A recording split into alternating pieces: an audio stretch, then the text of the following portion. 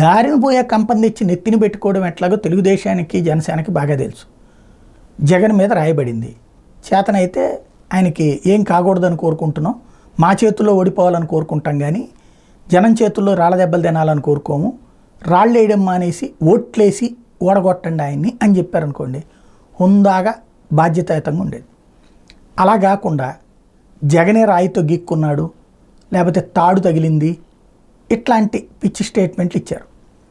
చివరికి ఇప్పుడు పత్రికలు కూడా, ఈనాడు జ్యోతి కూడా ఆ టైప్లోనే రాసుకొచ్చినాయి. సీన్ కట్ చేస్తే ఇప్పుడు ఏం రాసుకొస్తున్నారు,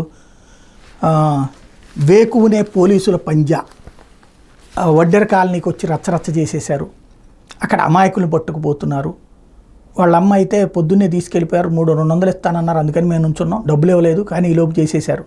ఇది రాసుకొచ్చినటువంటి వార్త. అంటే ఎందుకు భుజాన్ని వేసుకుంటున్నారు అనుమానితుల విషయంలో? ఎందుకోసం వాళ్ళని మంచోళ్ళుగా చూపించే ప్రయత్నం చేస్తున్నారు? పోలీసులు చెప్పేలోపు ఎందుకు కంగారు పడిపోతున్నారు? అక్కడే సందేహం.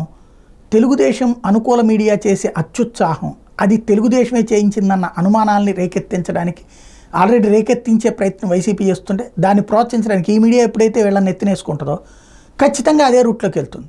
మరి అది ప్రయోజనమో నష్టమో తెలుగుదేశం ఆలోచించుకోవాలి.